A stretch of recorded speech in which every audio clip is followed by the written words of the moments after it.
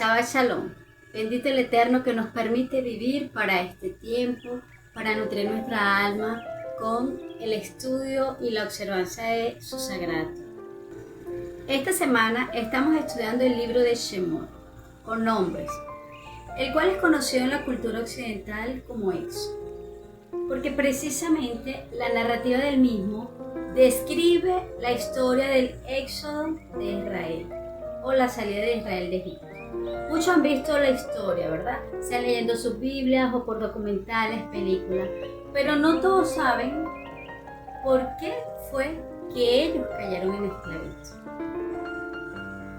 Las porciones anteriores nos vienen hablando de todo lo que ocurrió para que de alguna manera Jacob, sus hijos y toda su familia tuvieran que ir a vivir a Egipto.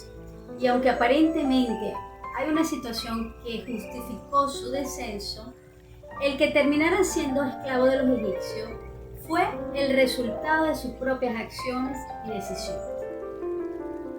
Si bien solo el Creador conoce la verdad, ya que él inclusive le había advertido a Abraham: tus hijos serán extraños en una tierra que no será la de ellos, y se convertirán en esclavos y sufrirán allí durante muchos años. Esto es como el conflicto árabe-israelí. Tratar de entenderlo sin conocer la historia es lo más absurdo que puede hacer la persona. Es caer en especulación. Eso no viene de ahorita, eso viene de muchos años atrás con la historia de una familia.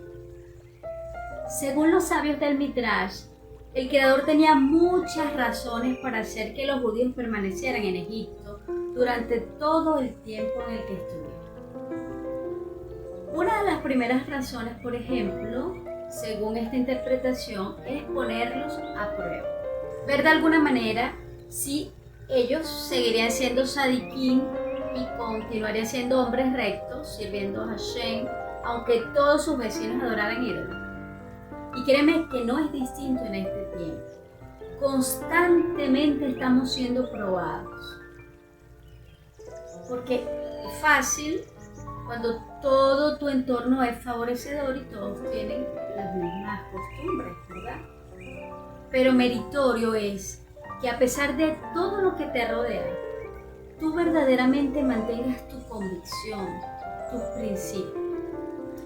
Otra prueba sería ver si los hombres judíos tomarían mujeres egipcias como esposa o las mujeres viceversa, porque ellos estarían tentados a ver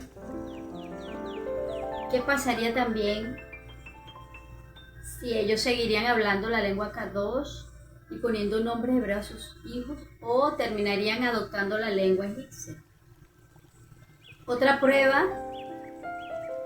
por la que tuvieron pasar es si seguirían a Moshe cuando Dios los enviara, o ellos preferirían quedarse. Porque Dios te envía el salvavidas, tú decides si lo tomas o no. El Creador puso a prueba a todo ese pueblo antes de entregarles la Torá. Y los que no la pasaron, ya sabemos lo que ocurrió, ellos perecieron en Egipto. Hemos comenzado a estudiar el segundo libro, que es el libro de la redención. Y es importante que te fijes en cada detalle. Porque si bien lo que ocurrió en aquel entonces fue un hecho histórico, los creyentes estamos esperando la segunda redención, que es la que vendrá de la mano del Redentor y Mesías Yeshua. Entonces, todo lo que tú estudies de esta primera redención, de alguna manera te va a servir para estar preparado y procurar no cometer los mismos errores que cometieron nuestros antepasados. Una de las cosas que José siempre procuró fue que, a pesar de que él tuvo que llevarse toda su familia para allá y ellos tuvieron que emigrar por la hambruna, él se aseguró de que toda la familia se mantuviera lo más alejado posible de todas las principales ciudades, y los residenció en un territorio llamado Goshen para ponerse cerco de protección y asegurarse de que preservaran sus costumbres. Mire el que cree estar firme que no cae. Cuida la ciudad, el país que busques para habitar. Y más si tienes niños pequeños o niños adolescentes, jóvenes en etapa de adolescencia, porque ellos todavía están formándose, modelando, luchando con esa Yesel, Toy Hara. Bueno, pero la Torá dice que murió Joseph, Jacob, sus hermanos, y el pueblo de Israel solo tenía la tribu de Leví para advertirles que no se mezclaran con los egipcios. Ellos fueron los únicos que se mantuvieron estudiando las leyes de Dios. Y muchos israelitas se comenzaron a mezclar, ¿verdad? Ellos comenzaron a emigrar a otras ciudades. Y aunque no se mezclaron en matrimonio, sí cayeron en el pecado de la idolatría. ¿Y qué hizo el Creador? Los llamó a Teshuvah. ¿Cómo? Vemos que la narrativa nos dice que estos comenzaron a reproducirse, a proliferar, porque Hashem así lo había prometido a Abraham: tus descendientes serán, ¿verdad?, como la arena del mar, como las estrellas del cielo, incontables. Y esto llevó a que los egipcios comenzaran a molestarse, a temerles a este pueblo, de que fueran más que ellos y se quisieran levantar contra él. De alguna manera el Creador quitó la gracia sobre ellos y los egipcios se convirtieron en sus opresores. Dice la Torá que se levantó un faraón que no conocía a Joseph y diseña ese plan para acabar con la reproducción. Pero voy a detener la historia allí y voy a retomar. ¿Qué pudo haber ocasionado que ellos llegaran al estado de esclavitud? Aparte de lo que ya es evidente, caer en idolatría. Ese es un pecado caré, la idolatría. Y esto lo tienes que tener en cuenta en este tiempo. Si creciste ligado de alguna manera a cualquier práctica de idolatría, apártate de esta antes que sea demasiado tarde. Pero esto es algo que ya el Creador sabía que haría. Hay una interpretación que llamó mucho mi atención y por eso es que le di el nombre a esta enseñanza. ¿Por qué esperar que las tragedias nos unan como pueblo?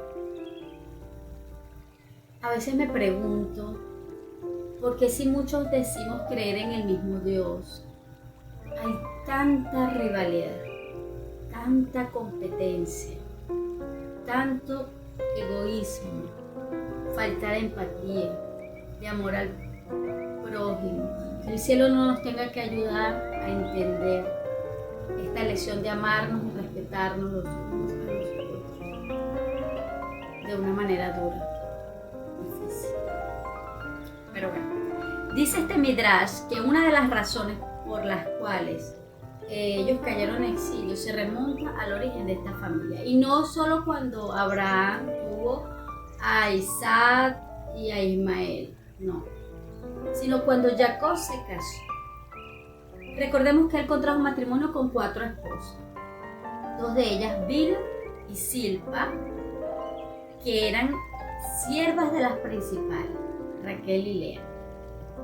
Y aunque cuando Jacob contrajo matrimonio con ellas, las dejó en libertad para que no fueran esclavas, aún así los hijos de Lea se burlaban de los hijos de ella y les decía: vosotros sois hijos de la sirvienta. Es como ahorita, o por lo menos a mí me recordaba eso, ¿no? Judío, marrano, o gentiles, creyentes paganos, o bueno, el Creador dijo de alguna manera, según esta interpretación: voy a llevar a todos los hijos de Jacob a una tierra extraña, Egipto. Los egipcios sentirán tanta aversión por ellos que los van a esclavizar. Ahora, al ser todos iguales, van a tener que hacer amigos. Ahí nadie tendrá que decir o burlarse del otro o menospreciar porque tú eres hijo de la sierva. Qué linda lección, ¿verdad? Nadie es mejor que nadie. Todos somos iguales a los ojos del Creador. El rico, el pobre, el blanco, el negro, el gordo, el flaco, el alto y el bajo, el moré y el calmo. Nada debe hacerte sentir superior a tu prójimo. Y esto no tiene que ver con el respeto y la honra, ojo. Esto tiene que ver con el respeto al valor como ser humano que cada uno tiene. El respeto que nos merecemos, indistintamente de nuestros orígenes. Es triste tener que pasar una tragedia común para que una familia se una.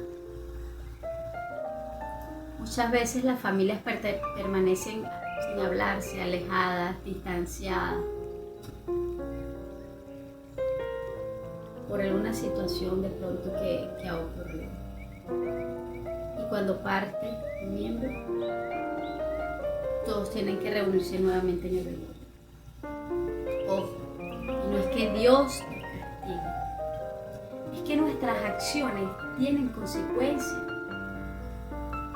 Y estas también de alguna manera no solamente las asumimos nosotros heredamos maldiciones a nuestra generación. Algo que debemos recordar es que no estamos en un mundo estático. De hecho, la Tierra está girando durante las 24 horas cada día. Y aún así es tan sublime e imperceptible el movimiento que nuestros sentidos no lo perciben. Pero esto no quiere decir que no esté ocurriendo. Tus acciones son como un boomerang, que cuando tú los lanzas, estas van a regresar a ti. En segundos, en minutos, en días, meses, en años. Tenemos que entender que a lo largo de la historia, la Torá siempre nos ha advertido de cuáles son las consecuencias de usar el libre albedrío de forma incorrecta, de dejar que sean los sentimientos negativos, el yeser hará, nos lleven a tomar decisiones o una posición determinada ante un hecho. Nuestros maestros constantemente nos recuerdan que el Eterno nos dio los misbot y cada misbot tiene una relación con lo que pasa en el mundo. Cuando alguien cumple una determinada misbah, protege al mundo, y cuando transgrede una, ocurre todo lo contrario. Las personas dicen que hacen lo que quieren, porque es su vida y la desean vivir a su manera. Pero resulta que no es así. Porque todos tenemos un papel, una responsabilidad en este mundo. Es como que alguien estuviera viajando en un avión y dijera que va a tratar de abrir la puerta. ¿Por qué? Él quiere refrescarse, o un barco. Yo voy a abrir un agujero en mi camarote, que es mi camarote, y yo pagué mi pasaje para mi camarote. ¿Qué va a pasar? Todos en su entorno se van a ver impactados por esa acción. Lo que tú hagas repercute no solo en tu vida, en tu entorno. Cuando hacemos algo que va en contra de la Torá, vamos a estar generando caos. Mientras Jacob y sus hijos vivieron en Egipto, todos estuvieron tranquilos y prósperos. Pero cuando ellos fallecieron, dice la parashá, que se levantó ese faraón que no conocía a José y se levantaron contra él.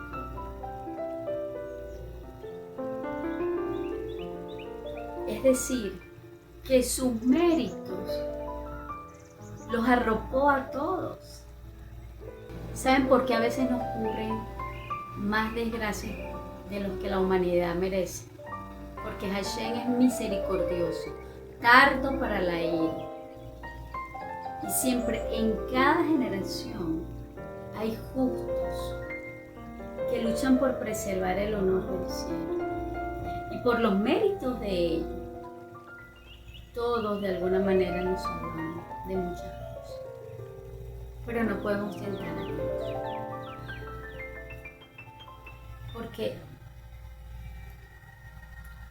la esclavitud llegó a Israel cuando muchos de ellos comenzaron a caer en idolatría y se apartaron de Dios.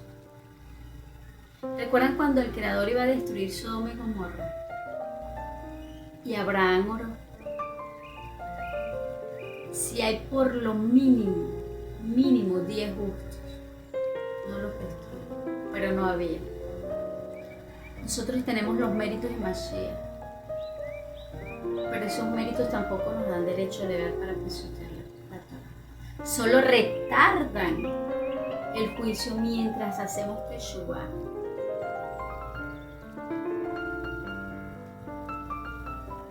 Es decir, que tenemos que despertar y hacer nuestra parte. Hoy, por ejemplo, en Venezuela, los que aún permanecemos aquí, sabemos que nuestra única esperanza es que Hashem decrete el fin de este sistema de gobierno. Pero es necesario que los venezolanos clamen, que anhelen verdaderamente salir de este sistema de gobierno, porque muchos se han asimilado, porque muchos se han logrado conectar o enchufarse, como decimos aquí, y se han vuelto poco empáticos con el sufrimiento que este régimen ha causado a otros, porque como a ellos no les afecta. Pero es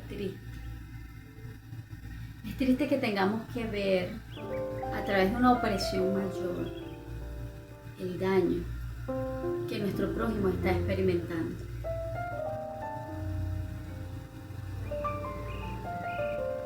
Dios siempre quiere lo mejor para nosotros.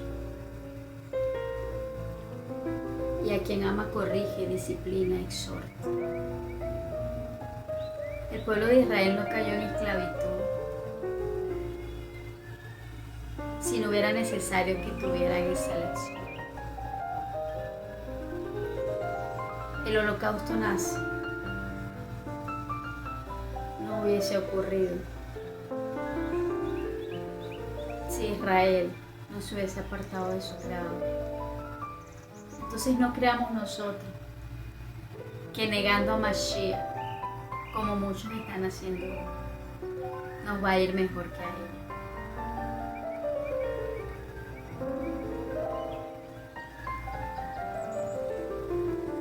No esperemos no esperemos el tiempo de la profecía de Gog y Magog para unirnos contra los enemigos. El Yetzer Hará sabe que gana territorio cuando divide al pueblo de Dios. Cuando entre hermanos peleamos. Y no solamente los hermanos biológicos, los hermanos de la fe. Y por la dureza del corazón, por la dura cerviz, estamos permitiendo división en nuestro pueblo. Recuerden todo lo que tuvieron que aprender los hijos de Jacob por la rivalidad que sentían con José, o los hijos de Lea con los hijos de Bila y Silpa. Temamos más a Dios y procuremos la unidad. No esperemos que se desate el tiempo donde los enemigos de Israel vengan contra todos los dispersos. Porque no solamente será con los que permanecen en Israel, sino con los que estamos en la diáspora. Y no vendrán solamente por los creyentes, y vendrán por todos los que no piensen igual que ellos. No esperemos que la tragedia y el dolor nos unan. Unámonos como un solo pueblo, con una sola Torá, con un solo mediador y con el único Dios verdadero. Shalom Obrah.